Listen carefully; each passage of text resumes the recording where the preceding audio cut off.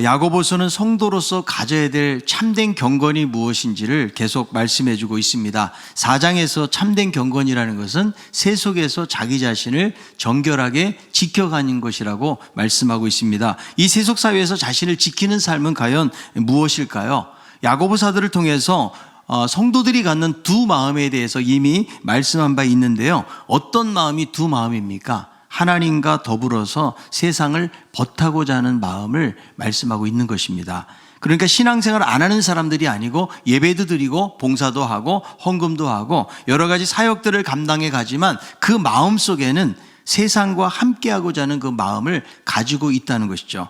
그래서 이 두 마음은 하나님이냐 세상이냐라는 선택 속에서 갈팡질팡하고 있는 그런 상태를 지적하고 있는 것입니다.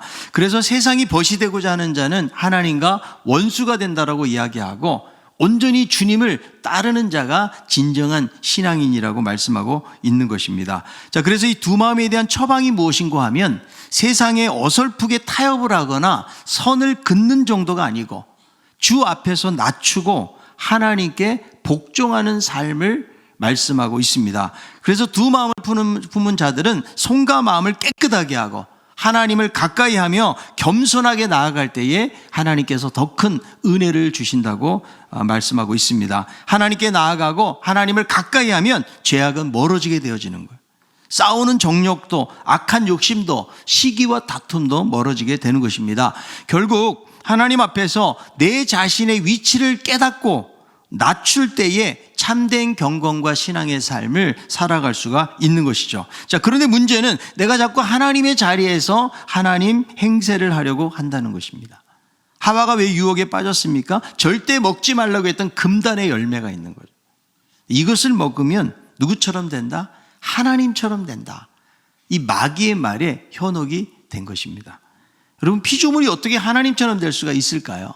피조물은 하나님과 의존적인 관계 속에 있기 때문에 바른 관계에 있을 때 진정한 행복을 누리게 되는 것인데 자신이 주인의 자리에 이르고 주인 노릇하려는 순간 범죄하게 된 것입니다. 죄의 근원은 무엇인가? 바로 교만입니다. 하나님처럼 되고자 하는 악한 마음에서 모든 것이 시작이 된다는 거죠. 어거스틴은 일체의 죄의 근원은 자랑, 교만이라고 말을 하고 있는데요. 자랑은 인간이 자기 심령의 궁극적인 목표인 하나님을 버리고 자기 자신을 궁극적인 목표의 위치까지 높이려는 야망이라고 이렇게 이야기를 했습니다. 역대하 26장에 보니까 우시아라는 왕이 나오는데 예루살렘에서 52년이라는 장기간 통치를 하게 됩니다. 이 왕이 처음에는 하나님을 정직하게 섬기면서 선정을 베푸는 왕이었고요. 블레셋을 완전 정복해서 성읍들을 건축하고 매우 강성해서 그 이름이 애굽 변방까지 알려지게 되었습니다. 그런데 그가 강성해지니까 성전에 들어가서 말씀을 어기고 제사장들이 해야 되는 분향을 하다가 결국 하나님의 심판으로 나병이 발병해서 별궁에서 지내면서 비참한 말로를 맞이하게 되었다는 것입니다. 아무리 왕이라고 할지라도 자기 위치가 있는 것인데 매우 강성해지고 이름이 드러나고 세상에서 형통을 경험하면서 하나님께서 금하신 일을 하다가 결국은 비참하게 최후를 맞이하게 된 것입니다. 여러분, 교만은 하나님처럼 행세하는 거예요. 자기가 하나님의 자리에서 행하는 거죠. 제가 말씀의 제목을 하나님처럼 행세한다라는 말을 했는데요. 이런 말이 나하고는 상관없는 것처럼 어쩌면 너무 불경한 이야기처럼 우리에게 들릴런지 모르겠어요. 그런데 오늘 여러분 이 본문을 보면 야, 나도 하나님처럼 행세하려고 했구나. 이런 것을 우리 모두가 깨닫게 될 것입니다. 자, 그렇다면 이 본문에서 말하는 하나님처럼 행세하는 것은 무엇인가? 첫 번째, 형제를 비방하고 판단하는 자들이라고 말씀하고 있습니다. 야고보서 4장 11절이에요. 형제들아, 서로 비방하지 말라. 형제를 비방하는 자나 형제를 판단하는 자는 곧 율법을 비방하고 율법을 판단하는 것이라. 내가 만일 율법을 판단하면 율법의 준행자가 아니요 재판관이로다. 여기서 비방하지 말라고 그랬는데 이 비방이라는 말은 다른 사람에 대해서 폄하하고 깎아내리는 것을 말하는 거예요. 뒤에서 비난하고 헐뜯고 깎아내리고 그 사람의 명성과 이미지를 훼손하는 행위를 말하는 거죠. 야고보 2장에 단지 형제를 외모로 구별해서 차별하는 것에 지나쳐서 이제는 형제를 심판하는 어떤 말과 행위를 말해주고 있는 것입니다. 이 형제 비방의 문제는 우리가 자주 하는 일 중에 하나가 아닙니까?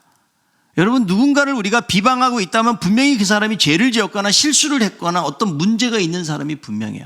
아무런 이유도 없이 그 사람을 비방하는 것은 아니겠죠.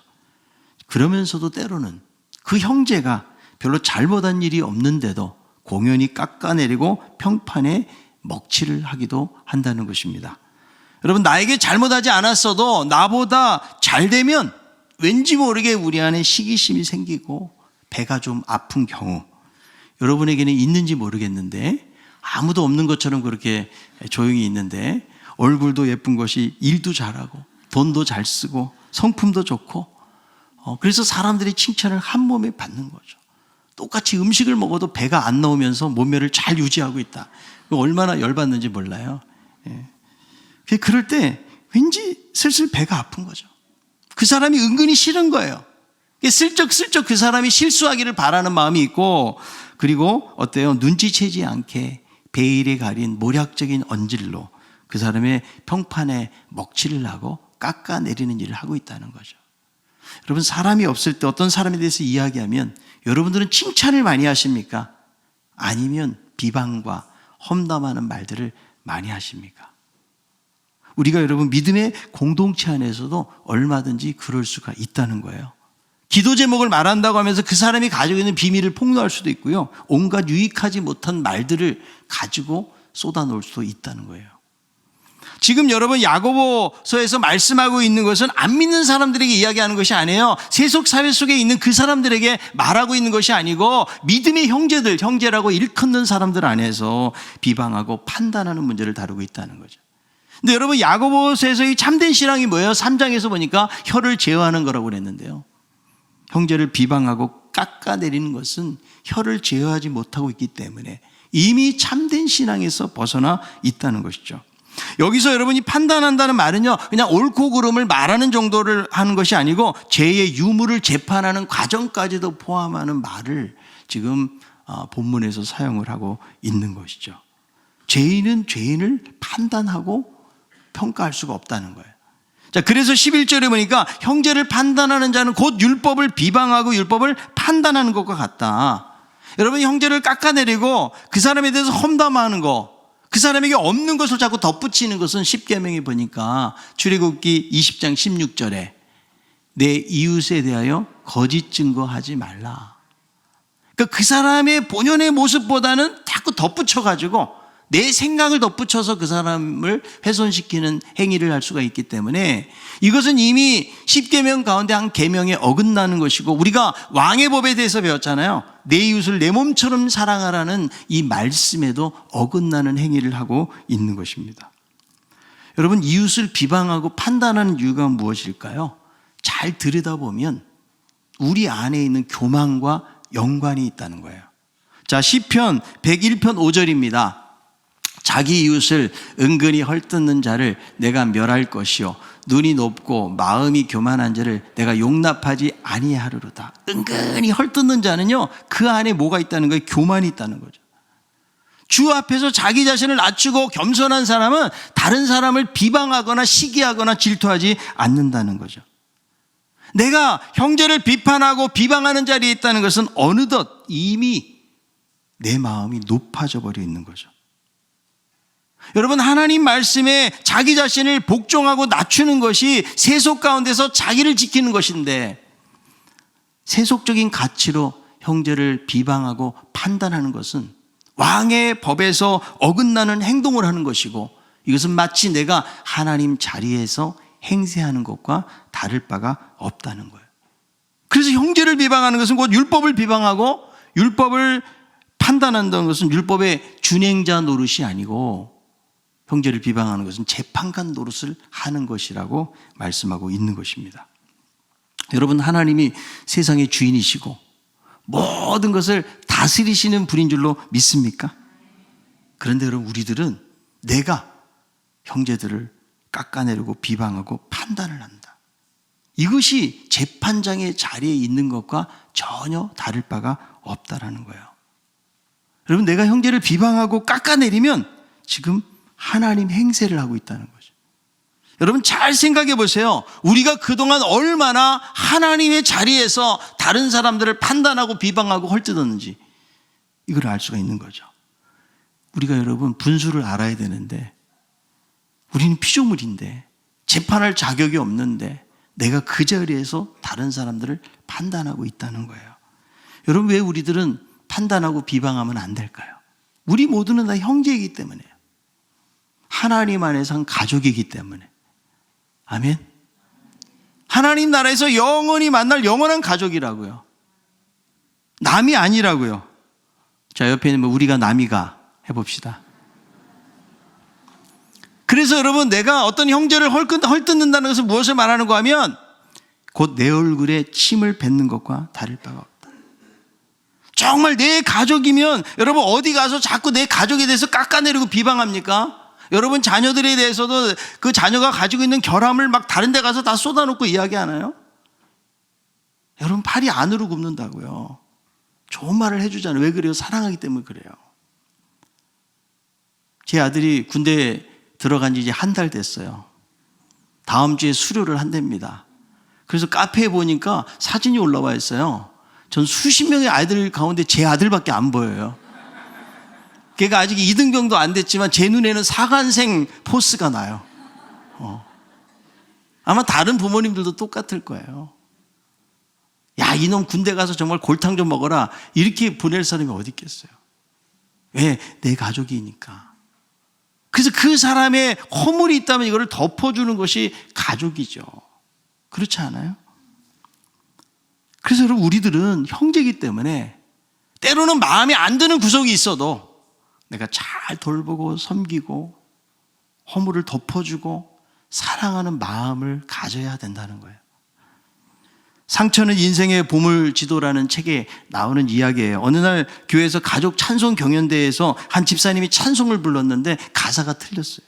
그랬더니 교인들이 깔깔대고 웃고 그 집사님 얼굴이 홍당무가 되어서 돌아와서 고개를 들지 못하는 거예요.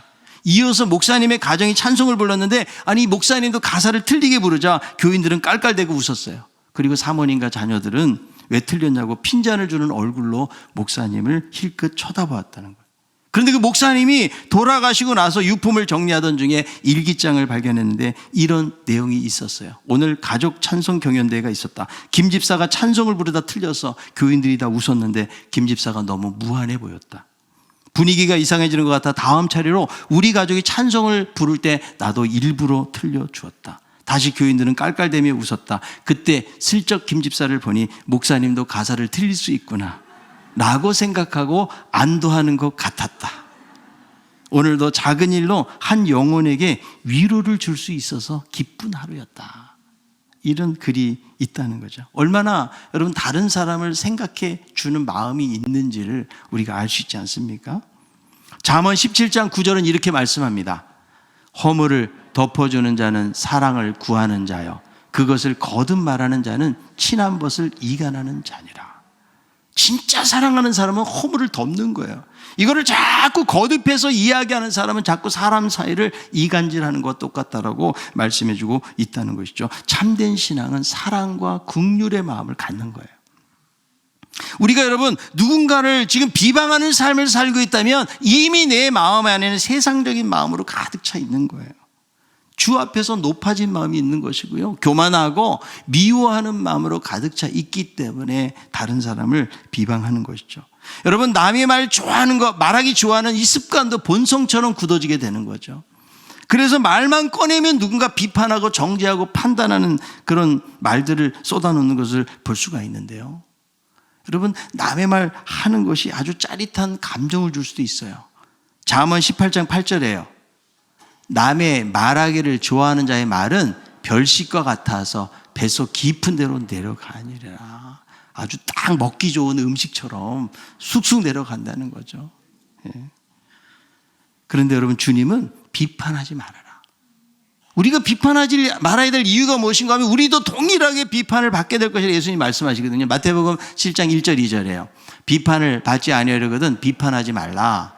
너희가 비판하는 그 비판으로 너희가 비판을 받을 것이요 너희가 헤아리는 그 헤아림으로 너희가 헤아림을 받을 것이니라. 여러분, 우리는 비판받지 않아도 될 만큼 완전한 사람이 없고요, 비판해도 될 만큼 완전한 사람도 없는 거죠.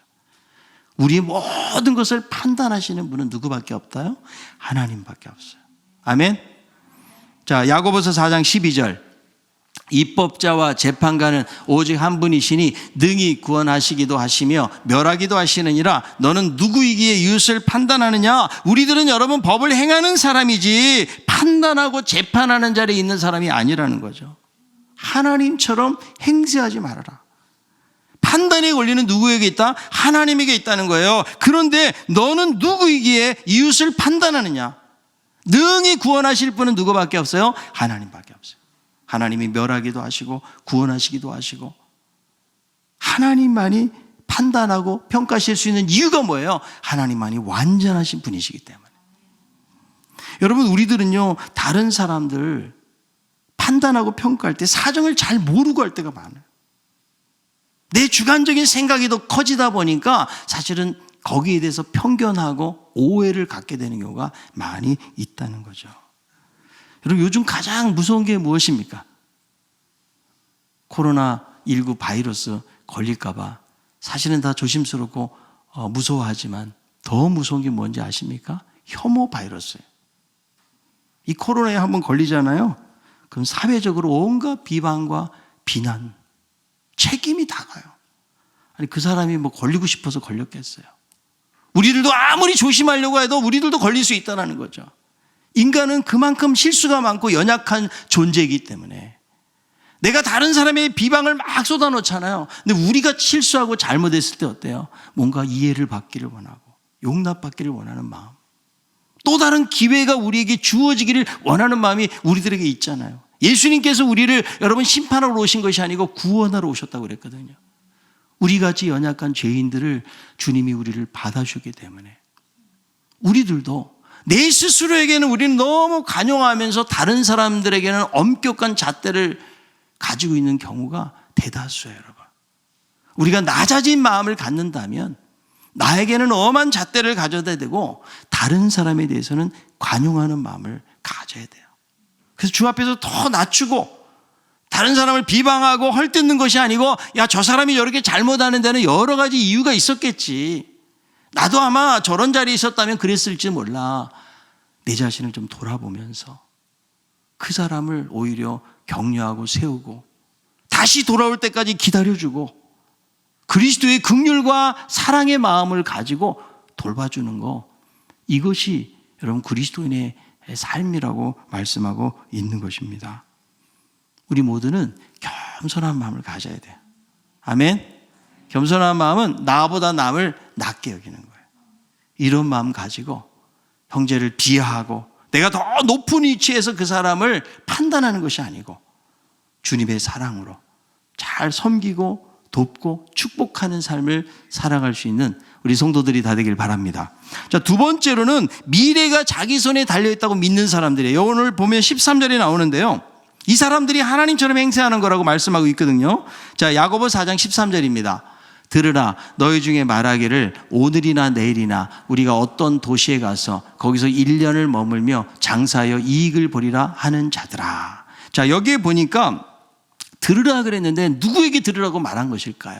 이 당시에 1세기에 사업을 하는 사람들, 크리스찬들, 믿는 사람들인데 사업하는 사람들에 대해서 이런 이야기를 하고 있는 것이죠. 어떤 계획을 하는 거예요? 어느 도시에 가서 1년 동안 돈을 벌고자 하는 것이죠. 사실 사업가가 여러분 도시에 가서 1년 동안 돈 번다는 것 자체가 하나님처럼 행세한다고 말할 수가 없어요. 어떻게 보면 너무나 당연한 거죠. 우리는 미래를 살면서 미래에 대한 계획을 해야 된다는 거죠. 사업을 시작하고 경력을 쌓고 돈을 벌고 이러는 데 있어서 계획이 필요하다는 거죠. 그런데 오늘 본문에 이 사업가들의 문제는 무엇인가 하면 자신이 계획을 하는데 거기에 하나님이 빠져 있어요. 마치 내가 미래의 모든 것들을 통제하고 다스릴 수 있다라고 자신감을 가지고 있는 사람들에 대해서 말씀하고 있는 거죠. 여러분, 우리들도 미래에 대한 계획을 하는데 거기서 하나님을 소외시킬 수가 있다고. 내가 기도하고 잘 준비해가지고 일을 해야 되는데 그저 세상 어떤 수완, 세상의 어떤 생각들 이런 걸 가지고 해나갈 수 있죠. 언제 내가 은퇴를 하고 연금은 얼만큼 준비하고 어디 가서 살고 투자를 하고 나름대로 준비하고 이런 여러 가지 계획들이 필요하지만 하나님 앞에 묻고 하나님의 뜻을 구하면서 그런 계획을 해야 되는데 하나님은 안중에 없이 얼마든지 그럴 수 있다는 거죠. 저는 최근에 이 사유리라고 하는 일본인 연예인이 비혼 출산을 했잖아요. 아빠가 없어요. 그냥 정자를 기증받아가지고 이렇게 출산을 한 것이죠. 결혼해가지고 여러분 두 사람이 사랑을 해서 아기가 나와야 되는데 아버지가 누군지도 모르고 그냥 정자만 받아가지고 그렇게 해서 내가 예쁘게 이 아이를 키우겠다. 그럼 저는 그 사람이 믿는지 안 믿는지는 모르지만 그건 자기 계획인 것이죠. 하나님의 창조의 원리 속에서 만들어진 것이 아니고 마치 어린아이들이 장난감 다루듯이 내가 좋아하는 어떤 거 그리고 수고하고 피곤하고 힘든 부분들에 대해서는 내가 제거하고 내가 원하는 선택을 하고 있다는 거예요. 여러분 결혼이라는 게 그렇잖아요. 때로는 배우자 때문에 너무 힘들 수 있거든요. 그래서 사랑스러운 아이만 있었으면 좋겠다. 그 인간의 그 계획이라고 저는 그렇게 생각하거든요. 여러분 수많은 사람들이 하나님을 믿는다고 하면서 마치 이 사업가들처럼 무신론자처럼 자신들의 계획 속에 하나님이 빠져 있고요. 내가 모든 것을 통제할 수 있는 것으로 여기면서 계획을 하고 행동한다는 거죠. 하나님이 교회에서는 필요하고요. 그리고 인생의 고난과 시련 속에서는 하나님이 필요하지만 일상의 삶 속에서 특별히 하나님께서 터치하지 못하는 영역들이요. 우리 안에 있다는 거죠. 내가 사업을 하는데 돈에 대한 문제를 다룰 때 하나님의 뜻을 정말 생각하고 있습니까? 냉혹한 현실 속에서 그냥 말씀대로 산다는 것이 현실성이 떨어지고 아무 소용이 없는 것처럼 여길 수도 있다는 거예요. 신앙은 신앙이고 사업은 사업이다. 일은 일이다. 이렇게 여기는 거예요. 여러분 여기 이익을 보리라 이 말은 신약성에 오전에 여기만 쓰여졌어요. 이것은 속이다는 의미가 들어져서 부정적인 방법으로든 어떤 수단과 방법을 가리지 않고 내가 이익을 보겠다 이런 의도가 여기에 숨겨져 있는 것이죠. 여러분 크리스찬들이 처음에 사업을 시작할 때는 하나님의 뜻을 구하고 신앙으로 시작을 하는데 나중에는 간판만 크리스찬이에요. 하나님 말씀의 정신과 가치를 담아내지 못하고 세상 사람들하고 똑같이 돈을 벌고 사업을 하고 있다는 거예요. 아무리 그 사람이 돈을 많이 벌고 성공적인 삶을 살고 부유해진다고 할지라도 그것은 참된 신앙을 실천하고 있지 않는 거예요. 세속에 빠져 있는 거죠. 그래서 여러분 야고보 사도가 무엇을 말씀합니까? 인생이 얼마나 불확실하다는 사실에 대해서 말씀해요. 자, 야고보서 4장 14절에요. 내일 일을 너희가 알지 못하는도다. 너희 생명이 무엇이냐? 너희는 잠깐 보이다가 없어지는 안개와 같다. 우리는 내일 일을 알지 못한다. 아무리 많은 것들을 계획하고 생각을 한다고 할지라도 우리는 앞으로 우리의 인생 속에 어떤 일들이 일어날지를 모른다는 거예요. 마치 그래서 무엇과 같다? 안개와 같다. 아침에 일어났는데 안개가 자욱한데요. 그냥 어느새 사라지는 안개와 같은 것이 바로 인생이다. 여러분 우리가 태어나잖아요. 분명히 알 수 있는 사실 한 가지가 있어요. 언젠가 죽는다는 거예요. 확실한 진리입니다.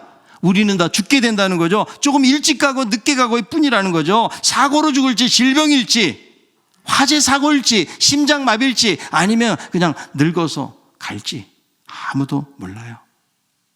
그래서 여러분 인생은 너무나 불확실해요.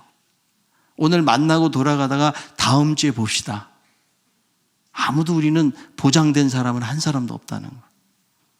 내일 일을 자랑하지 말아라. 그리고 연약한 인생을 도림이 없는 인생을 의지하지 말라고 성경은 말씀해요. 자, 이사야 2장 22절. 너희는 인생을 의지하지 말라. 그의 호흡은 코에 있나니 생활 가치가 어디 있느냐. 그래서 여러분 우리들은 어떤 고백을 하고 살아야 되는가? 바로 하나님의 뜻을 생각하는 인생을 살아라. 자, 야고보서 4장 15절에요. 너희가 도리어 말하기를 주의 뜻이면 우리가 살기도 하고 이것이거나 저것을 하리라 할 것이거늘. 여러분 내 인생의 불확실성을 깨닫고 하나님의 뜻을 물어야 된다는 거예요. 존 웨슬리는 미래의 불확실성에 대한 깨달음은 우리로 하나님을 신뢰하도록 가르칠 뿐만 아니라 현재의 가치를 바르게 아는 데도 도움이 된다. 미래의 계획에 집착하는 것은 현재 우리에게 주신 복에 대해서 감사하지 못할 뿐 아니라 현재 우리에게 맡겨진 의무를 회피하는 것이다. 계획이 필요 없다는 말이 아닌 것이죠. 과연 하나님의 뜻인가 아닌가? 하나님의 뜻일 때 이것도 하고 저것도 하리라. 여러분, 우리의 가장 중요한 게 생명이잖아요. 우리는 이 생명을 유지하기 위한 삶을 사는 거예요. 아침부터 일찍 일어나가지고 밤늦게까지 돈 벌고 사는 거죠. 그런데 가장 소중하게 여기는 생명이 하나님의 손에 있고, 우리가 잘 되고 세상 살면서 안 되는 모든 일들도 하나님의 손에 있다는 거예요. 그래서 여러분, 우리는 무엇을 말해야 돼요? 하나님의 뜻인지 아닌지. 우리가 이 세속 사회에서 내 자신을 지키는 방법이 무엇일까요? 내 생각대로 사는 것이 아니고 하나님을 주인으로 인정하고 그분의 뜻을 쫓아 살아가는 삶이 하나님께서 오늘날 세속에서 자기 자신을 지키는 그런 삶의 핵심인 것을 말씀해 주고 있는 것입니다. 잠언 3장 6절에요. 너는 범사에 그를 인정하라. 그리하면 내 길을 지도하시리라. 아멘. 유한양행의 창업자 유일한 박사의 기업 이념은요, 세 가지 잘 알려져 있습니다. 정성껏 좋은 상품을 만들어서 국가와 동포에 봉사하고 정직하고 성실하고 양심적인 인재를 양성 배출한다. 이 목표를 달성하기 위해서 세 가지 기업의 가치가 있는데요. 회사를 키워서 일자리를 만드는 거, 두 번째 정직하게 납세하는 거, 세 번째 남은 것은 기업을 키워준 사회에 환원하는 거. 아주 성경적인 이념 가치를 이분이 세웠어요. 유일한 박사가 31세 때 유한양행을 설립해가지고 45년 동안 기업의 이념대로 실천했던 크리스찬 기업가예요. 1971년에 75세의 나이로 작고하셨는데 지금까지도 기업 중에서 가장 존경받는 분 중에 하나로 그는 기념되고 있어요. 근데 이 유일한 박사가요, 공개 유언장을 썼습니다. 여기에 몇 가지 유언인, 첫 번째, 손녀에게 대학 졸업까지 학자금 1만 달러를 준다. 그 당시 돈으로 따지면 320만 원 정도 된다고 그래요. 어린 손녀에게. 그리고 두 번째, 딸에게는 학교 안에 있는 유한고교 오류동에 있는 학교 안에 있는 묘소와 주변 땅 5,000평을 물려준다. 그 땅을 동산으로 꾸미고 결코 울타리 치지 말고 중고등 학생들이 마음껏 뛰어 다니면서 그 어린 학생들이 티 없이 맑은 정신에 깃든 젊은 의지를 죽어서도 보게 해달라. 세 번째, 내 소유의 주식은 전부 사회에 기증한다. 네 번째, 아내는 딸이 그 노후를 잘 돌봐주기 바란다. 다섯 번째, 아들은 대학까지 졸업시켰으니 앞으로 자립해서 살아가거라. 그는 일제강점기에 건강한 국민만이 잃어버린 나라를 되찾을 수 있다는 생각으로 제약회사를 설립을 한 거예요. 그리고 이분이 작고 이후에 오랜 시간이 흘러가지고 해외에서도 지속적으로 독립운동을 했던 행적이 드러나게 되어지면서 많은 사람들에게 더 모범이 될 만한 삶을 살았다는 거죠. 여러분, 얼마나 멋있는 크리스천 기업가입니까? 저는 우리 사랑하는 신강교회 우리 성도들이 사업을 한다면 이 유일한 박사처럼 이렇게 하나님 나라의 성경적인 가치를 가지고 이웃을 사랑하고 나눠주고자 하는 그 목적을 가지고 사업하고 일하는 우리 성도들이 될 수 있기를 바랍니다. 저는 이 예화를 준비해서 오늘 설교하려고 그랬는데 간밤에 꿈을 꿨어요. 제가 무슨 꿈 꿨는지 아십니까? 제가 이 내용을 어느 교사에게 가르치고 있더라고요. 꿈속에서. 얼마나 중요한 내용이면 그렇게 꿈에도 나타났겠습니까? 여러분, 하나님 없는 계획은 허탄한 자랑이고 교만이다. 우리는 여러분 하나님처럼 행세하면 안 된다는 거예요. 왜 그럴까요? 내일 일을 알지 못하기 때문에. 자, 잠언 27장 1절이에요. 너는 내일 일을 자랑하지 말라. 하루 동안에 무슨 일이 일어날는지 내가 알 수 없음이니라. 우리는 날마다 하나님을 인정하며 살아야 돼요. 우리의 미래가 내 손에 달려있는 것이 아니고 하나님이 주관하시고 하나님의 뜻에 달려있기 때문에 여러분, 그분께 모든 것을 맡기면서 내가 주의 뜻이면 이것도 하고 저것도 하리라. 하나님이 허락해 주셔야 돼요. 하나님, 과연 하나님의 뜻이 무엇입니까? 내가 하나님 어떤 방향으로 나아가야 됩니까? 내가 어떤 비전과 어떤 가치를 붙들어야 됩니까? 여러분, 이렇게 하나님을 의지하고 나가야 돼요. 인생은 안개와 같아요. 방금 있다가 사라지는 안개와 같은 인생, 너무나 허무한 거예요. 여러분, 대기업의 연구원 그 아내가 쓴 수기예요. 한때는 이 아름다운 집이 저의 가장 큰 자랑이었습니다. 잡지에도 여러 번 나왔다고 자랑스러운 내 집, 행여나 때 탈까, 먼지 탈까 쓸고 닦던 우리 집. 하지만 남편이 아프고 나니 궁궐 같은 우리 집이 아니고 몇 평도 안 되는 비좁은 병실이더군요. 피곤한 내 몸 누일 곳은 푹신하고 안락한 라텍스 침대가 아니고 딱딱하고 좁은 침상이더군요. 많은 내용들이 있어요. 남편이 이렇게 빨리 죽을 줄은 한 번도 생각해 보지 않았어요. 세상에서 아주 잘 되고 형통하고 이런 삶을 살았는데 그 젊은 남편이 먼저 세상을 떠나게 되면서 이런 글을 남기는데, 여러분, 이것이 바로 인생의 모습이에요. 하나님이 아니면 우리 삶은 아무것도 아니에요. 그래서 날마다 하나님을 의지하면서 살아야 돼요. 선을 행할 줄 알고도 선을 행하지 않으면 그것이 뭐라고 말해요? 죄라고 말하는데, 우리가 하나님 의지하고 믿음으로 살아야 되는데 미래에 대해서 장담하면서 자기식으로 살아가는 것이 바로 죄라는 거죠. 여러분, 우리는 하나님 앞에서도 낮춰야 돼요.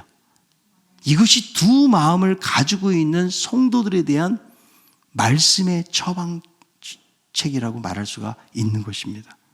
낮아진 사람은 다른 형제를 비방하거나 깎아내리지 않아요. 낮아진 사람이 교회 안에서 시기와 다툼을 일으키지 않습니다. 낮아진 사람이 미래에 대해서 장담하면서 자기가 삶을 통제할 수 있다고 여기지 않는다는 거죠. 날마다 하나님의 뜻을 구하는 거예요. 여러분, 우리 인생은요 결코 길지 않아요.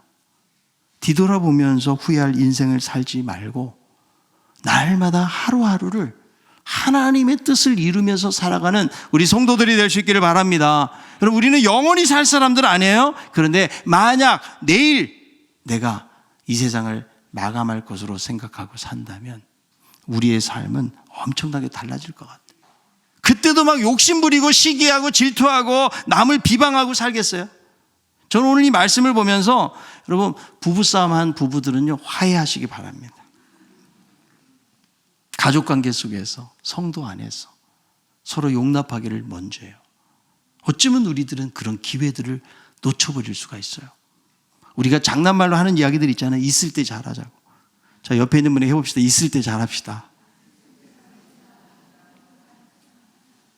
여러분, 있을 때 잘해야 돼요. 정말 우리 내 옆에 있는 사람들이 너무나 소중한 사람들이기 때문에. 그래서 영혼을 살지만 마치 내 삶이 내일로 끝난다. 만약에 이런 마음을 가지고 산다면 우리들은 늘 하나님의 뜻을 고려하는 인생을 살게 될 것이라고 생각합니다.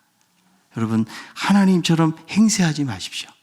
날마다 낮아진 마음으로 하나님의 은혜를 사모하고 나보다 남을 낮게 여기면서 사랑하는 삶을 살 수 있기를 바랍니다. 미래에 대해서 하나님 없이 내가 장담하는 삶을 살지 말고 하나님의 뜻이면 이것도 하고 저것도 하리라는 이런 고백 가지고 온전히 하나님만 의지하고 살아가는 우리 성도들이 되기를 바랍니다. 우리가 형제를 비방하고 판단하는 삶을 살고 있다면 참된 경건의 삶을 살아가지 못하고 있는 거예요. 우리 미래에 대해서 내가 마음껏 통제하는 삶을 산다라고 여긴다면 역시 이것도 참된 경건의 삶이 되는 것이 아니라는 거죠.